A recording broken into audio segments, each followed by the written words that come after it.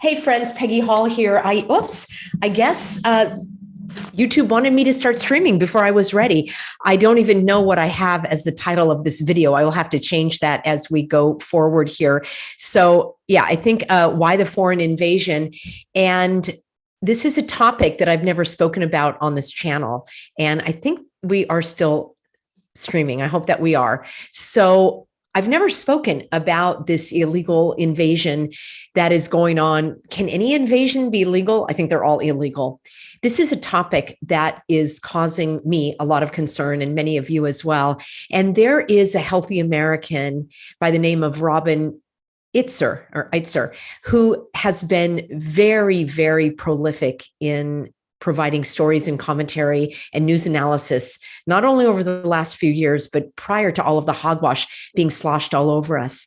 And I read her article today in the American Thinker, where she is talking about this invasion from sea to shining sea. And I want to summarize and read a few portions of this because I think it is so well expressed. Let me do this. I'm going to hop on over and we're going to look at this one image. So let me share my screen here and let me know what state you are in. Now in California, we've had, I'm just going to call them illegal aliens because that's the actual legal term for many, many years. And I'm going to also tell you what I think about these individuals being shipped to other states. I think that there's even something more devious, underhanded, and nefarious than what we are shown. So I'm going to leave a link for you for the American Thinker article, which just came out today. And here is one of the images. There are so many others that are coming up in social media. Here is another video that I started to watch that I want to continue to watch from California Insider. And the title says, Immigrant Surge Crushing San Diego. And 3,500 migrants, as the title says, were dropped off with no plan. So I think that's going to be a good one to dig into as well. And then let me know if you've seen this Twitter. It's going viral, this video, and I'm not going to play the sound because there is a lot of profanity and I might skim through it a little bit, but it says, watch this heated exchange as new illegal Democrat voters are given their own personal security teams at New York City migrant hotels. Let me know if you're in New York City, if you've seen this. And the backstory, actually, before we look at that, just a little bit of a backstory in case you haven't been following this. States like Florida and Texas, the border states, including California, Arizona, New Mexico, Texas, and Florida are the ones that are the hardest hit with people coming into the country illegally. Imagine that. They want to become Americans, and their very first action entering this country is a crime. They're a criminal from the moment they arrive. I also want to say that I have a great deal of compassion for those that have had the unfortunate fate to be born or live in countries where there are horrible things going on there. I do have a great deal of compassion. I spent a lot of my career teaching immigrants in English as a second language programs. And I've actually heard of people and what they went through to come to this country illegally. So although I do have a great deal of compassion for those that are suffering, I value the law and going through other mechanisms more. I don't know if this is coming out the right way, but I think you know what I'm talking about. There are so many people that I'm also assisting to get their legal immigration without getting a cooties cocktail. Yet all of these individuals are just flooding across the border. Are they being tested by the nasal swab assault? Maybe they are. I don't know. Are they getting the cooties cocktail injection? Maybe they are. I don't have any evidence of that. But we've seen that the states have been flooded with basically open borders. And what a lot of people have been applauding is that states like Florida, like Texas, are putting these people on transportation and shipping them to Washington, D.C., to Martha's Vineyard, to New York City. And people in these states that are border states, many of them are applauding, saying, yeah, that's great. Why should we have to put up with them? The governors themselves are saying we shouldn't have to shoulder this responsibility. But I want you to think about this a little more deeply. I'm going to give you my opinion on that in just a moment. And I'm going to summarize now this article that I started out telling you about in the American Thinker. Then I'll give you what I think is really going on, and then we'll finish off with that little Twitter video. So here we go. The story and the article is a very powerful one, and she titles it Illegal Alien Invasion from Sea to Shining Sea. What do Massachusetts and Tennessee have in common? These states each have a population of 7 million people. And then Arizona, a little bit larger, 7.3. Ohio, just a little bit smaller, 6.8. Think about those state populations every time you hear or read that since January of 2021, the resident in chief, the occupier of the White House, has allowed 7 million, probably more than 7 million of these aliens to enter the United States of America. It's a staggering number. I would think there's probably 5 million alone in California prior to 2021. This is my own commentary. Robin writes, this is a staggering number of people who have been allowed to illegally waltz into the United States, with more invading every day. And this is just the official count. Let me know in a comment below what you think is really going on. Do you think this is because they want more voters? Or do you think it's because they might want more men of military age? Some people are concerned about that. My answer to that is, if these are men who are willing to fight, why didn't they fight in their own country? Why didn't they organize and push back against the oppression and the tyranny in their country? Oh, that's right, because they didn't have the bang bangs, which they're trying to take away from us here in the United States. I don't know that Let's Go Brandon is going to be training these men to become some sort of brown shirt henchmen or something. I don't have any evidence of that, but many people were very concerned about the age. I would say it's because, number one, they're fit enough to withstand whatever kind of journey they've had. Maybe they had a luxurious journey from their point of origin to their point of destination because the government is basically rolling out the red carpet.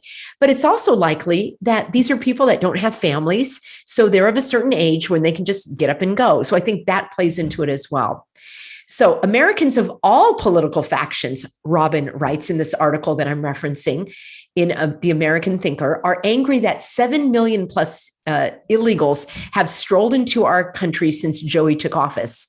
And who knows how many more will be here before the year is over. In fact, before I'm done even with this broadcast, they are eager to enjoy the Marxist Democrat hospitality. Remember, always keep your alert on when you hear people wanting to defend democracy and save democracy. No, we are a constitutional republic. They should be defending freedom and saving individual rights, not this amorphous democracy, which is another code word for socialism. So these people are eager to enjoy their free lodging, free medical, free food, free education, free iPhones, free. Isn't that funny? I just did a video yesterday about how everybody wants everything for free. Apparently, some socialists don't understand satire if you read some of the comments that were there. Amazing people coming to this country and then criticizing the economic system and saying that where they came from was superior. Why did you leave? That's my question. Oh, yeah. Queen of Snark, not holding back. In some states, the welcome for these illegals includes driver's licenses, voting privileges, and work permits. Now, before you get all bent out of shape about me using the phrase illegal, is that a wrong definition? Aren't they committing a crime? Aren't they entering the country illegally? Now, there are those that will say people can't be illegal.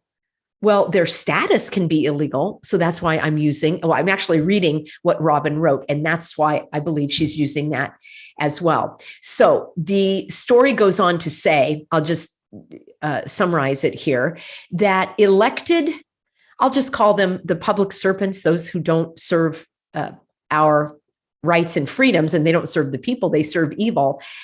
They're supposed to represent the American people and our nation's sovereignty. However, many seem more concerned with very few doing a little more. They're all concerned about Ukraine. but they're really not concerned about our borders, are they? They're only giving lip service to the horrors taking place at America's open southern border, from human trafficking to drug infestation, and so much more. People are all up in arms about what's going on in Ukraine, and they're not caring about what's going on here. She writes that Texas Governor Greg Abbott is doing his best to stop the invasion at the Rio Grande that borders Mexico, right? The river. Please do not tell me, she writes, that the wall should have been completed. Okay, it's getting a little political with Trump and all that. It's not my point here.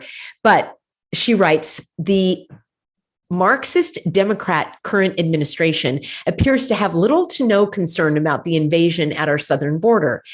Its time and money are spent indicting Trump on ridiculous charges and arresting patriots who peacefully walked into the government grounds. I have to be a little careful on this channel, friends, as to what will stay and what will be censored.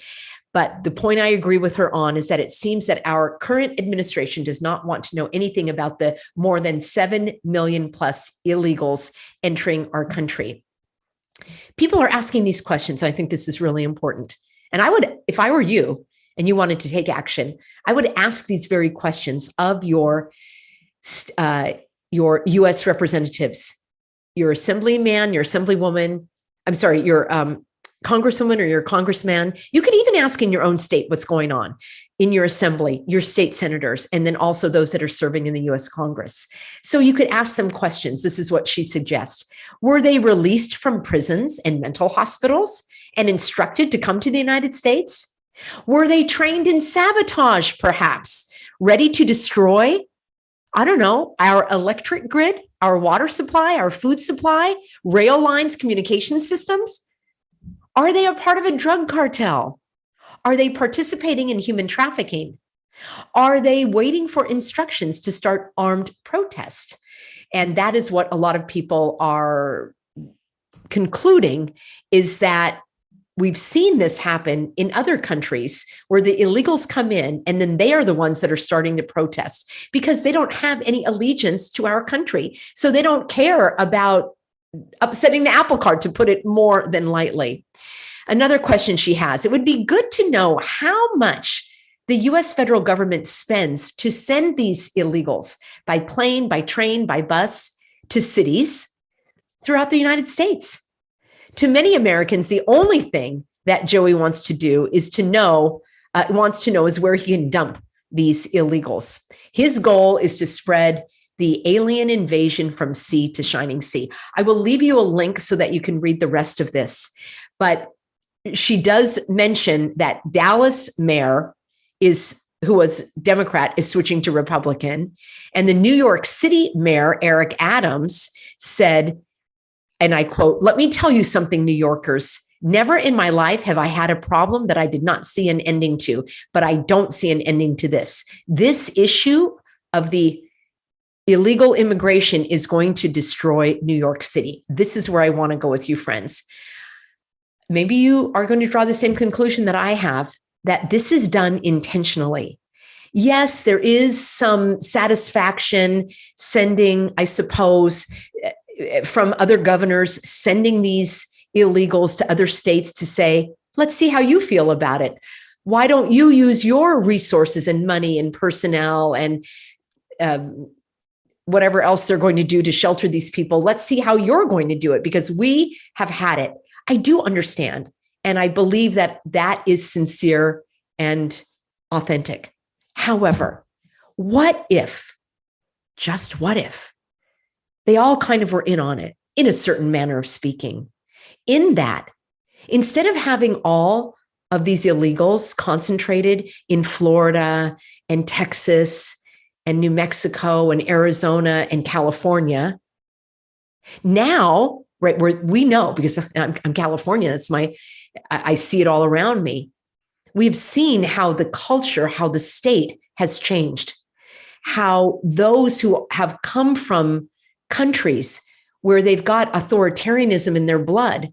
I saw this over the last few years. I was trying to educate some of the immigrants that were working at the farmers markets, that were the, landscapers and others. I was trying to explain to them that what they were being told were lies, in that these were not laws that they had to follow, and that they could still live in liberty, and they didn't have to live in fear, and they didn't have to suffocate themselves or become human pincushions. They didn't want to hear it. They actually are more inclined to follow the government. Imagine that you lived your life for 15 years, 25 years, 35 years under an authoritarian regime, which frankly, most of them are. It never dawns on you to actually question the government. And even if you want to, there's a part of you holding back because you know that the penalty for that is going to be so great. And even if you came to this country for freedom, and I'm not going to give a stereotype here, because there are many, and I have lovely, healthy Americans that have fled the communist countries, and they came here for freedom, and they are going to be the victorious ones who actually help to save our constitutional republic, our freedom, because they know what they fled. But when I look at other countries that border the United States, like Mexico, it's an authoritarian, totalitarian type of, I don't want to call it a dictatorship outrightly, but let's just say that it's really in their blood to follow this. I've seen it again and again. Freedom is in my blood, right? That you would plot me into one of those countries, it would never still occur to me to willingly accept this authoritarian rule, because that's just not in my nature. It's not in my upbringing. So California has already been saturated, and our system, our political system, so much has been changed, and there have been some good things from that. I've talked about that before, about wonderful things about California. But think about having that now, have that influence in other places like New York, which I think probably does have a lot of immigrants anyway, but maybe they were more from Europe, or I can't speak to that because I don't live in New York, and I've only spent not a lot of time there. But think about these people being sent to countries all over the United States. So now that immigrant culture, I'm probably getting myself into a lot of trouble on this video again, but I'm just speaking it as I see it. The immigrant culture, which in so many ways has enriched this country, but I'm talking about those that have come here legally, and those who have embraced the American culture, have enriched it with the things that they've created and contributed. But for those that are coming illegally to take and to not contribute, that's where I draw the line. So imagine now that's not going to be isolated just in Florida and California and Texas and Arizona and New Mexico.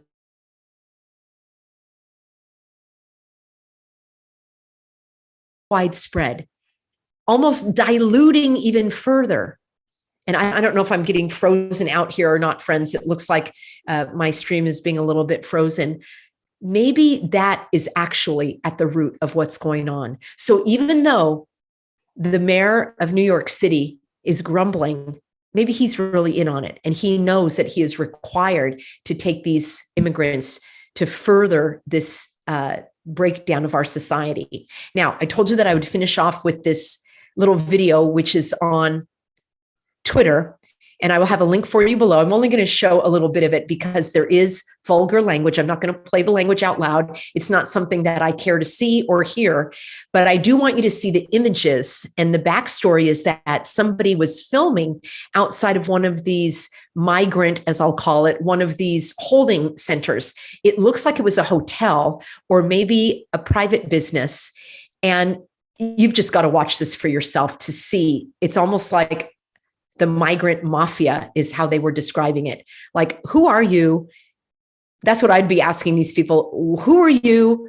And what gives you the authority to be here? And why can't I see what's going on in a public place? All right, here we go. Share my screen. I do have a second video for you after this one. I've got some breaking news out of Maui, but let's take a look here.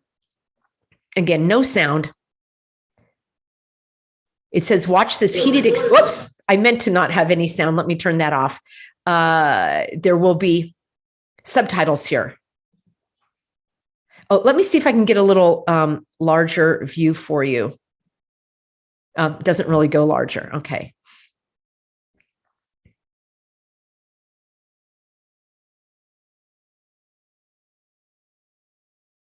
So these are the people that were the guards outside this location.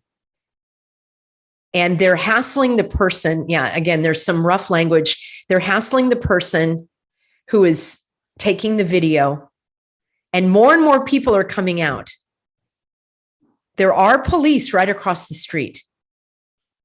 Yeah, it does get a little, as I say, a little bit of rough language. If you are interested in watching this, again, I can't even vouch for whether it's authentic. It does look like it is to me, but I have no way of validating whether or not this was set up or not to create more fear and anxiety and all of that, because I could see that they were really having a heated conversation. Friends, for some reason on this live stream, it got off to a little rocky start with YouTube. So I'm unable to see your comments right now. I will look at your comments, as I always do within the first 24 hours. I try to read and respond to as many as I can. And then basically I'm on to the next video. Speaking of the next video, you're going to want to see this. I'm going to be sharing with you just a couple of brief snippets of, believe it or not, the mayor who Bissen's been missing. I guess he's been watching my videos because he came back on the scene. And now, after he has studied the answers that he's supposed to give when people ask him questions, he has a couple of prepared answers. But what I want to draw your attention to is something that I predicted, not just regarding Maui and Lahaina. I predicted this years ago, probably long before I was even on YouTube. And this is exactly where the government is now going to be involved in your private home. This happened over 100 years ago in Russia during the Russian Revolution. Let me know if you know what I'm talking about. When Lenin came to power, and that was over a period of years, I think it was about 5 years or so, when there was a lot of upheaval, a lot of death, a lot of destruction.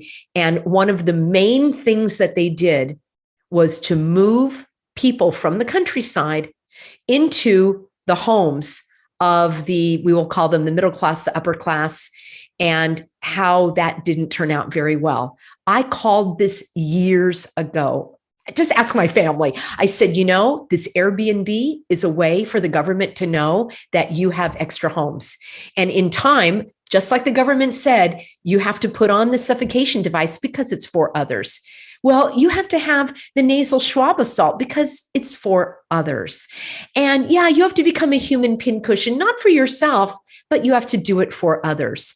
And now, well, you have an extra room. You're not really using it. And you know what? We, the government, we're going to pay you $300 for it. Yeah. How do you like them apples?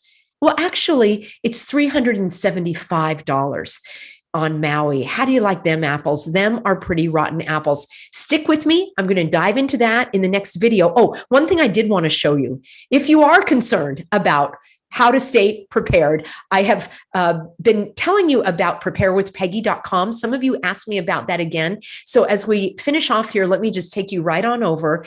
This is how I get peace of mind in case I need to evacuate a fire, a flood, an earthquake. I've got food that lasts for 25 years. It's in a bucket, a plastic bucket, which means it's not going to burn in a fire. At least these electrical fires that they inflict upon people. Yeah, the microwave energy, it doesn't melt plastic. So I know that my food will be safe. So let me show you. This is peace of mind for me. And if you're interested, just stick with me for a moment and I'll let you know. It's over at preparewithpeggy.com. You know that a disaster can strike at any time. And most people, just like these migrants, right, as I can call them, the illegals, they're getting government handouts. You don't want to wait around and get a government handout. You don't want your family to suffer. So get this 3-month emergency food supply. And it is pricey. I understand. You do get, oh my gosh, a couple $100 off of it if you want to get the 3 months. Some people get the 2-week supply, which is a little bit more along your budget. And friends, even if you don't want to use this, just get your own supplies. I like having it done for me already. There's breakfast, lunch, and dinner. It's ready to go. It lasts for 25 years. Hopefully, I'm never even going to have to eat this food, but it saves me time from putting it together. And of course, back in the old days, people didn't even want to go to the grocery stores. So it ships fast. It ships free. You go to preparewithpeggy.com. And I know I'm broadcasting after 3 p.m., but if you're watching this and you purchase before 3 p.m., it ships that very day. So you want to be prepared. The bad guys want you to panic. You can have peace of mind when you go to preparewithpeggy.com, and you can poke around to see what is going to suit your needs best. All right, friends, I always like to leave you with some solutions. So there's one for today. And then stick with me for the next broadcast, where we're going to dive into what some people are applauding, but I'm looking at it as though there is something deeper behind it. All right, friends, see you in the next broadcast. Get on my free Substack. The link is for you in the description box below. Substack is a free type of blog that is delivered to your email inbox, and it keeps you up to date with my analysis on the breaking news. And I also give you links to videos in case you missed those.